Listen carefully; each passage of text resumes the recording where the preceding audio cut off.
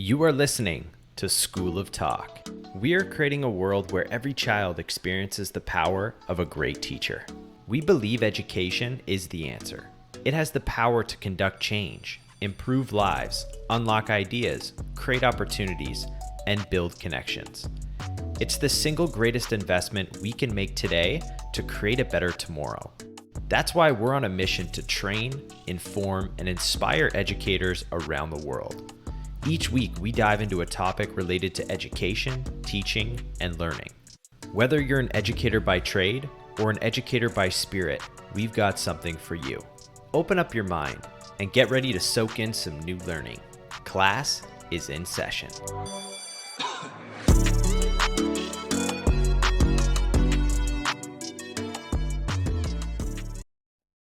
In this episode of School of Talk, our host Ryan discusses the value of summer camps with Tom and Joel, the founders of International Education Camp.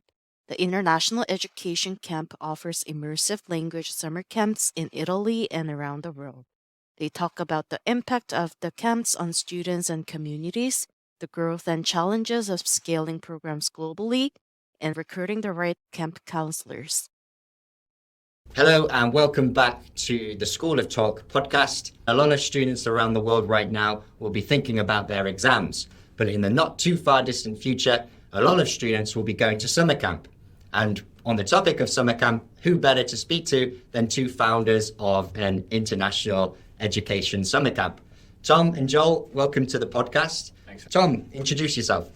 Hi everyone, I'm Tom. I'm from the north of England, very small city called Hull, and we started International Education Camp in 2020. We launched our first program in 2021 in the heart of Tuscany, running language immersion programs, and from there we've scaled to take students overseas to the UK, Scotland, Ireland, Spain, and we are just trying to create this immersive experience where students can enrich themselves and learn the language.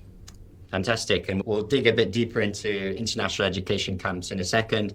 Joel, this is your second time on a Teachaway podcast, so welcome back. Thank you. Summer camps, obviously you've been working as a summer camp tutor. We all have. That's how we met both on a personal and professional level. Do you have any good stories and memories from summer camps that you'd like to share? Yeah, I love summer camps, and every year when we go back to Italy, I love to be on the ground, witnessing them myself. One particular memory was going to a really small town called Pitigliano in Italy. And the town itself was quite a low-income town. Not a lot of people had a lot of money there. So bringing this experience of a summer camp to this town was really like the town event. Everybody gathered, the parents wanted to stay for the event itself. And seeing the kind of joy that it gave the kids who would have otherwise just been sat at home. So this experience really enriched themselves and all the families. By the end of it, they were all singing the songs and they wished it stayed on for longer. Yeah, and that time in Pitigliano was probably the highlight for me. Great. And you mentioned there, obviously, a lot of people are involved in bringing a summer camp to schools. It's not just for the kids. We all experience being summer camp tutors, and that is a very rewarding experience, whether you're not even got an interest in teaching, you're a student maybe using your summer as a way to earn a bit of money, explore the world a bit. It's a great opportunity for that. And even educators that are teachers. It's still a very rewarding project to be a summer counselor on, or tutor. In some places we call them counselors, in other places we call them tutors. What you guys, counselors, right, or tutors? Yeah, so we go with the camp counselor title. Just think it's a little bit more universal and more fun as opposed to tutor or teacher, just to take that away from the school, because a lot of our summer camps take place inside the school, but we want it to be a transformative experience. And you mentioned there, obviously, your camps are inside schools, and you work directly usually with public schools, which is nice because a lot of the time, and we said ourselves, look, we never experienced a summer camp as kids. A lot of the time you associate summer camps with very wealthy kids maybe, whereas you've been able to launch the projects in a lot of state schools where wouldn't necessarily have the opportunities. Yeah, I think when thinking about creating opportunities for all students or for every single teacher who joins us, one of our goals is to make it accessible, and I think what we do is really universal, and we can take it anywhere in the world, and we would love for it to be accessible in all schools. Yeah. What about your first summer camp experience? Because I know Ryan and I met in Spain working on a language immersion program in 2018. What was Good your memories. first summer camp experience? Yes, I became an ESL teacher in Vietnam, almost as like a career gap fill. I was previously working in insurance and decided it wasn't for me after graduation. I wanted a bit of a change. I wanted to explore the world, and I really enjoyed teaching. I found that through the project in Vietnam, and then wanted to come back to Europe. An initial step into European opportunities was in the summer of 2017, I think it was. And yeah, we met. We were working for the same Spanish summer camp company. They had residential camps, which was quite an interesting proposition because they had half of the campers were local Spaniards and the other half were Anglos, so individuals from America, from the UK, Ireland. And it was just such a rewarding experience, not just for the kids, as I mentioned, but for the counselors as well, because it was also early 20s, developing a project, having fun with the students. And sometimes I almost think the tutors take as much from the camps as the kids. Obviously, it's geared towards the students, but really look back on with fondness to those experiences. And of course, the three of us then had similar experiences in Italy, where we all met and worked for another company there. And from that, you were able to obviously diverge and set up international education camps. I think that's a good point, though, about the experience of the tutor or the counsellor, whatever the title is. It's as enriching as the kids that attend the camp. It is. It really is. And I think we all feel that. And I think when Tom and I talk about our camps, International Education Camp, we really have the focus of the counsellor in mind and making sure they have the best experience. And one of the things that we do at the camps is they usually stay with a host family that are in Italy. So they get the whole experience of being immersed in Italy, from spending the day with the children, and a lot of joy. You can gain a lot of joy from working with kids and their like infectious, happy energy. And then in the evening, they're going and spending the time with the Italian families. And we all know that Italian families are extremely hospitable. And once you enter their home, they never want you to leave. And I think we all probably collectively have about 20 families that we have spread amongst Italy that would open the door for us and invite us in whenever we want. So I think the word I would use to describe it for me and my experience and the counselors would be life-changing, because going on this experience to work as a teacher and a camp, like you said, it's rewarding, but this experience that you get sharing with the host families, and then what you get after this is this kind of post-camp energy, because you're like so happy with what you've just been and done and experienced, and then it motivates you to go on and do further projects, and definitely opens up more doors for you, having the international experience, and it's like a gateway onto continuing doing great things. I think it's a great point. I think you touched on it as well, like when you were working in insurance and you're like, this is not for me, and then you pivoted into teaching and changed the direction of your life. And very much for me, I remember I was in London at the time, and I was trying to pursue the career as an actor, and I was really in a bad headspace. I was quite depressed. I wasn't getting any jobs, and I was looking for something to push me out. And I got this job in Italy to work in this language immersion company. And that really, it changed my life. And that is the point which I will always tell people was the starting point to where we are right now. Yeah. So it's powerful stuff. Definitely. I think particularly individuals coming from diverse backgrounds, unlike a lot of careers, it really does take you out of your comfort zone, doesn't it? Because let's say if you're new to teaching and you come to a summer camp, maybe you'll have a training period, but still nothing replaces that first day when you're in front of a class and you're like, okay, these 30 kids are my students for the next hour, and you've obviously got a full camp program as well for the whole day. You really do have to grow as an individual and grow into the role. And anyone that I've spoken to that has become a summer camp tutor, whether then going into teaching or elsewhere, always look back fondly at those experiences. Yeah, I was 19 when I was doing my first summer camp, and it was just so foreign to anything I've experienced in the north of England. I was working in this program, very cold, and it's super hot, and it's sunny in Spain in the summer, and I'm around these underprivileged kids who the government has subsidized the program for them. And we're in the north of Spain, just north of Madrid. And yeah, I remember at the end of the first week, the students in my group, because I got really into it, I was just like really excited to make sure they had a great experience. We're having a lot of fun, really competitive. And they were like, it's changed my life. And they were so emotional because of the experience they had. And that for me was just motivation to complete my studies, finish studying university, and then go and start my teaching journey overseas because it was just so rewarding. Yeah.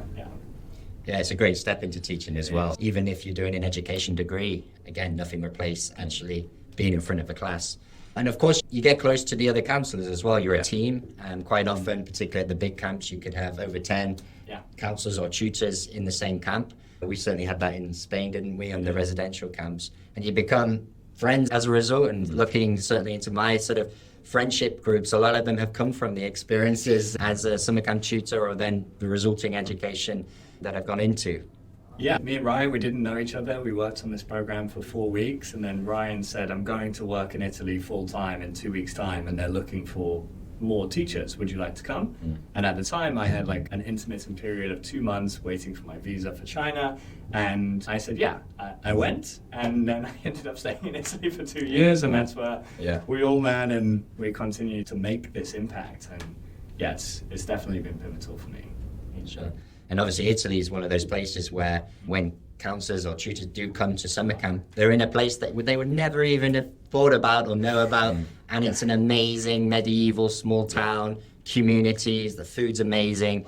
There's really nothing bad really that happens on a summer camp. And even if a teacher comes and they realize, okay, teaching's not for me, they can still throw themselves into it. You mentioned you came from an acting background, so anyone from that sort of background probably throw in their previous acting skills. I was from insurance, probably buttoned up. You joke sometimes that the first time you saw me came in a shirt and he was in a vest. And it brings people from a whole host of different areas and life experiences.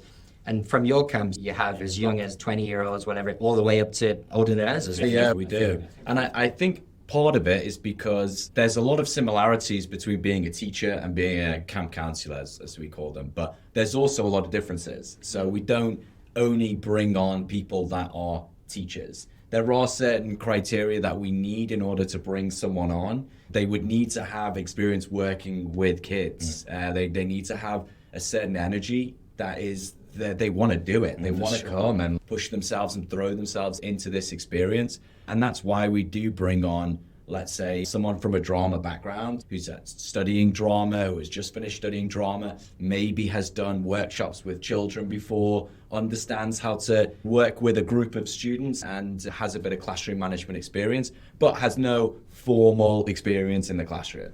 Because it's not a classroom. At our camps, and I'm sure we'll go into the nitty gritty, but it's not a classroom. It's not a school that you're going to sit at the desk for 8 hours of the day. You're up, you're moving.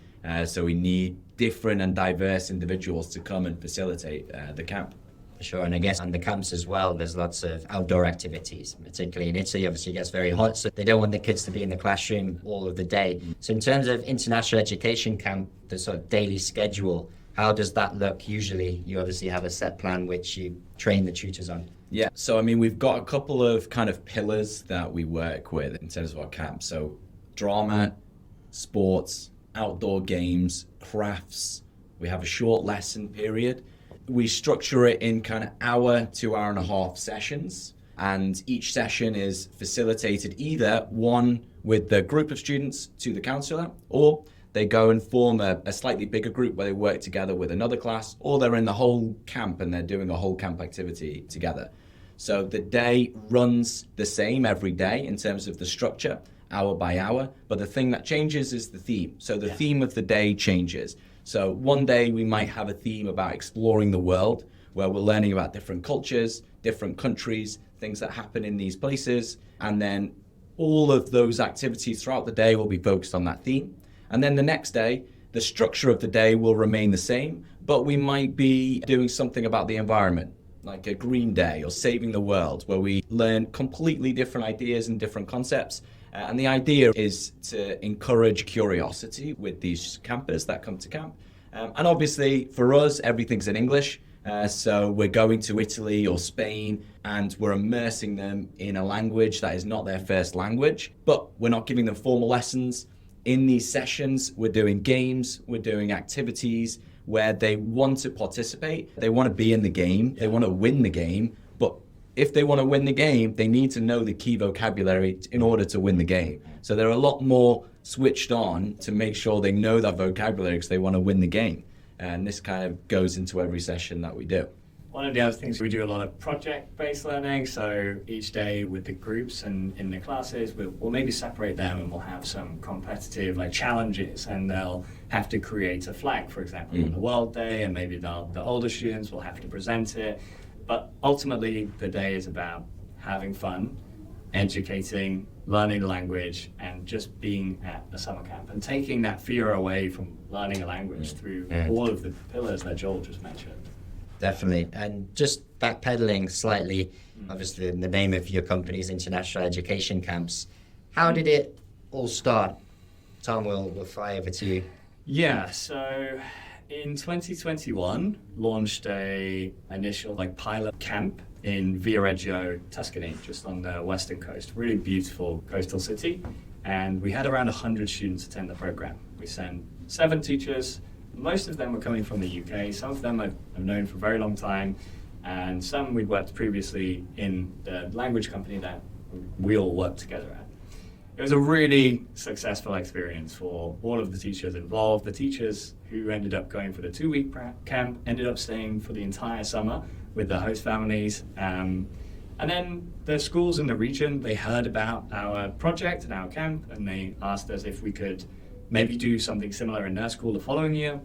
So we did, and then a school in the south of Italy and in the most southern point of Sicily also heard about our project in Modica. So we did 3 programs in 2022, and then during this period, Joel was actually running his own summer camps in the south of Italy. It was Vieste. Yeah, in Puglia. In Puglia, and he'd been running these summer camps by himself, and I was running these by myself, and then we decided we're both running summer camps in Italy, so let's just join forces. Yeah. And then from there, the students who attended the initial program in 2021 in Viareggio, they had aged, and they asked us to organize a trip to the UK. So we organized a trip to London this year in 2022. And then from there, now we're in 2024, we've got probably 25 camps in Italy happening this summer. We've got, 6 trips happening over the summer to London, Scotland, Ireland, Berlin. The parents of the students who attended the overseas trips have now asked us to create trips for them. So in the last 12 months, I think there's been 5 trips to London, Spain, Sicily, Berlin, all with the parents of the students who attended our overseas trips having these experiences too. It really has scales, and I don't think we initially had this thought of growing the business and organization in this way, but it's just grown so organically, and everybody involved is having a great time, and we love what we do. Yeah. And in Italy, of course, you found a market there because of, it's widely known, the English acquisition in Italy isn't as good as other parts of Europe, so there's definitely a need there in Italy for English immersion camps. But why do you think, Joel, they have been so popular and students keep coming back, and not just coming back, but wanting more different variety? Yeah, but I think we speak to teachers in Italy, English teachers, and they teach about 3 hours a week. That's how much English gets taught in the week. When they come to a 2-week summer camp, they get 80 hours of English in those 2 weeks. Clearly, during those 2 weeks, they're getting a huge amount of confidence and a boost in their English. So it's what the parents are seeing is when they send their kids to the camp, they're helping their students to perform better when they go to school. Because I think with being in a lesson, if you're bored in a lesson at school, it's either because it's too difficult or too easy. A lot of the time, maybe it's a generalization, but that's often the case. I think a lot of the students in Italy find English quite difficult. I think they don't get it. So when they come to these camps and they have this whole 2-week experience when they've increased their confidence, they've listened to English, they've been speaking English so much more, then they go back to school. Then instantly they're like, oh, like I hear things that I recognize. You can participate in the lesson a bit more. Yeah. And then their grades probably go up as well. And for the parents, that's so fantastic. That's a great thing. So I think this is part of what makes it so successful. Of course, on the ground level, they're just very fun camps. Yeah. If you go and walk into one of our camps, you'll just see kids smiling. You'll just see kids smiling, counselors smiling. It's like, what? It's just like a really fun experience. That's like the foundation of it. And then one step above that is it's a very effective product to improve English. So I think these are some of the ways. And when they go back to school, touching on that a little bit, that they're no longer going to English class, this thing that they find so difficult. They're going to English class, which is reminding them of their experience that they had in the summer in the English language summer camp, which was fun. When they go to English class, it's no longer, we have English. It's like, it can be fun. And it definitely is with what we do. And part of delivering that fun is, of course, recruiting the right tutors. What challenges have you had there, and what channels have you been utilizing recruitment-wise to get the right people in? Yeah, so before, when we all worked together, we were all involved in the recruitment of the teachers. And I guess we recognized if we don't have amazing people representing IEC, International Education Camp, that's going to be feeding into the experience of everybody involved, in the students, in the parents, in the communities, in the schools. We like to think we have an exceptionally high standard. We probably onboard maybe 15% of the people who apply to us. And the biggest challenge that we face, in my opinion, is there's only so much we can tell from a 2-hour meeting or a couple of hour meetings about an individual. It's a risk. You're bringing this person from overseas who's going to be representing your organization. Not only that, they are responsible for the student's experience. And if this is the student's first experience and this teacher just so happens to maybe be having an off day, or perhaps they're going through a difficult time in their life, or maybe they're just not equipped with the skills or motivation to be a teacher, that could be a bad experience for the kids. We do a lot of vetting, we do background checks, we get lots of referrals from our great teachers who have joined us for multiple years in a row. These are our main avenues, our referrals from returning teachers. On top of that, we've also run a couple of networking events with the teachers that we've worked with previously. Yeah, one of the things that we do in an interview, which I would say is not a very comfortable thing for either us or the person, is we ask them to sing a song.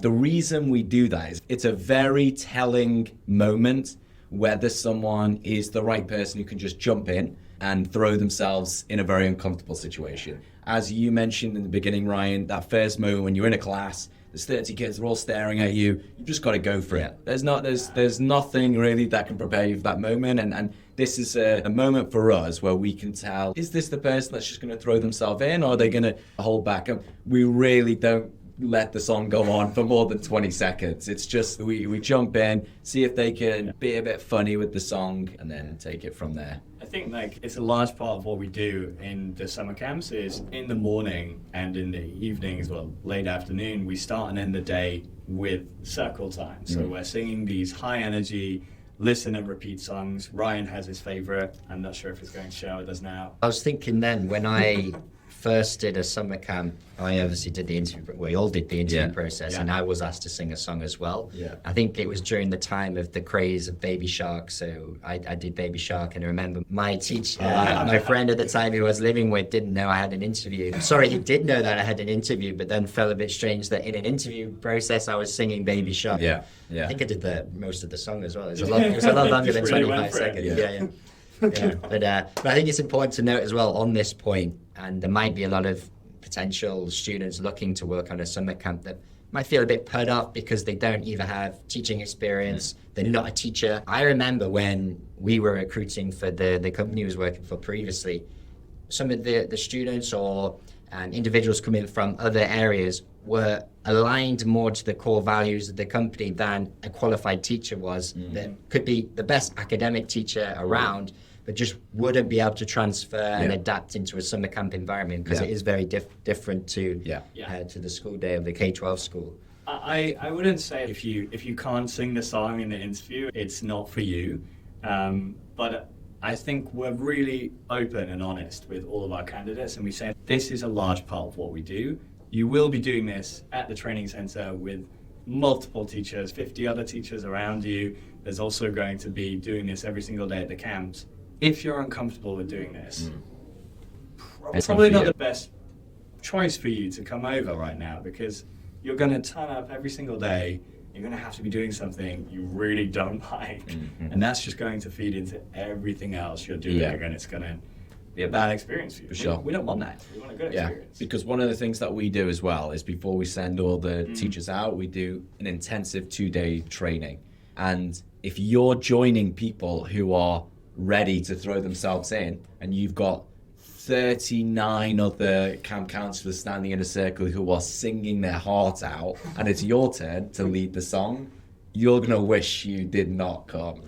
We don't want that. It's like the kids, 95% of the kids that come to the camp want to be there. The other 5, maybe the parents are just like, come on, you got to go. But it's this with our counselors, we want everyone to be there. There will be other people that want to be there. So we want everyone to be happy that they're there and enjoy the experience. Like we've all said today, it can be life-changing. And if there is anyone listening that is concerned about interviewing, not just for summer camps, for schools generally, Teachaway do have a lot of blogs and materials online where you can get some good advice and tips on how to approach the interview. And I think a big one right now is asking the right questions, because in an interview process, it's not just you answering the questions of the school. I know from you guys' perspective, you can gather a lot about an individual from what they're asking you as well, because it's as important for you to make sure that you're the right fit and they're the right fit for you as well. Yeah, and I always remember the candidates. I've probably met over 200 this year, and I always remember the ones who asked me interesting questions. Even from last year, I remember the questions they asked. And one girl in particular who's rejoining us this year, she's called Vanessa, so she's from the US, but she's based in Madrid. And she asked me, what do you think you would like to change about the education industry? And I just thought that's such a thought-provocative question to ask in an interview. But this girl, Vanessa, she's studying a master's in education, and she's really genuinely interested about how we can change the way forward in education for the better.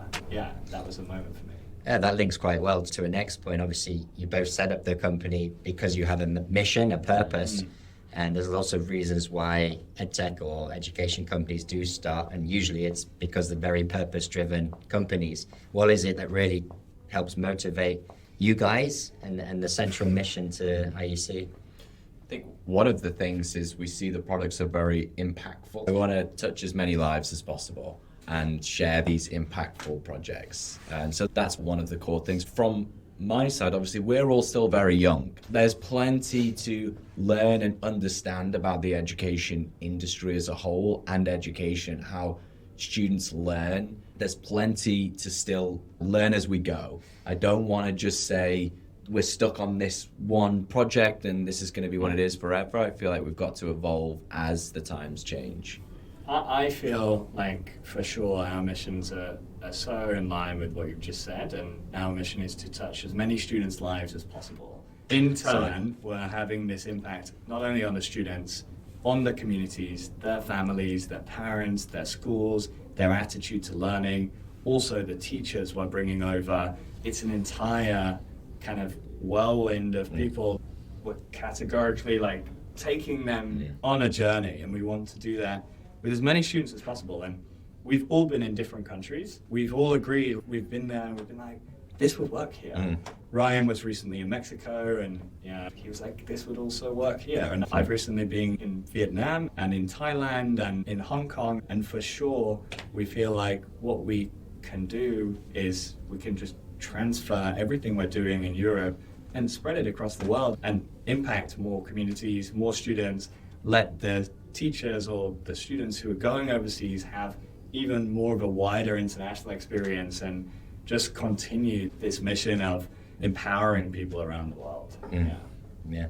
And I guess it comes with challenges, of course. Scaling a business at each geographical location has its own challenges. And why do you think it's worked so well in Italy? We've obviously mentioned the need for more English language acquisition, but why specifically do you think it is working and growing there? I think the easiest response is we've all done Italy for the longest amount of time. We understand the Italians as culturally probably more than the other markets. So I think we've been able to understand what they're really looking for and how can we help them. Whereas I think in other countries there might be a similar problem, but we're repeating a message that doesn't ring true to them. Yeah. So I think one of the challenges for us is to understand how we can deliver that message to them. And that probably will take a lot more time to be on the ground and go and have more meetings and face-to-face and try to understand what it is they're looking for. I feel like that's one of the biggest challenges that we're facing right now. Yeah, I think it's product to market fit. So we had this mission at the beginning of the academic year last year. We're like, okay, we're going to diversify and go into new markets, and we got really excited. And then we realized, okay, it's not Italy. It's not the same. Operationally, culturally, although perhaps the country is quite similar in some ways, there's so many different ways in which they're approaching learning a language and approaching their attitude to learning in general. I think we've got a long way to go, but like Joel said, me and him are young, and we've got a lot of time and we've got a lot of energy, and we really believe in what we're doing because we see firsthand the impact it's having on everybody involved. Yeah. And I suppose the difficulty though, obviously we've seen it, we've all been on camps, and the difficulty is then portraying that in a virtual meeting is probably mostly the case when you are meeting in a school. That can be challenging to convince them that, well, this is an amazing project, but from a screen, it's sometimes hard to realize that. Yeah, I think it's difficult to translate a service you're offering just through a screen. I mean, you're doing this with your schools that you meet regularly, but when you meet them in person and they feel the authenticity of what you're doing and the passion just from your voice and your energy, they tend to be more inclined to take a risk. I mean, if the school is on the fence or undecided about working with us, we always offer them an opportunity to have a referral or a contact of a school that we previously worked with to do a background check, to share their experience in partnering with us.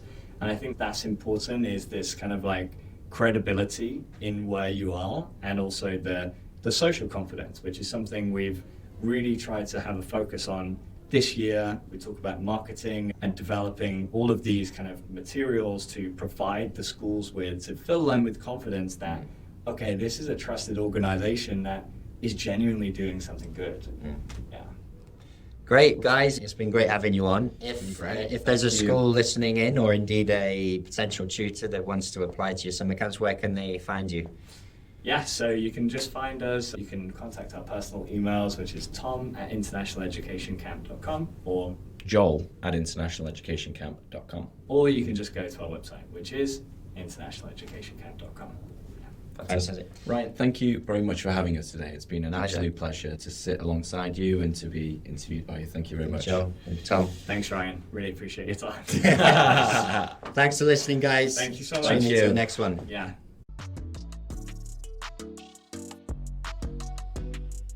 Thank you for listening to this episode of School of Talk. If you enjoyed today's episode, be sure you subscribe to the podcast. If you loved today's episode, share this out with a friend. Class is dismissed.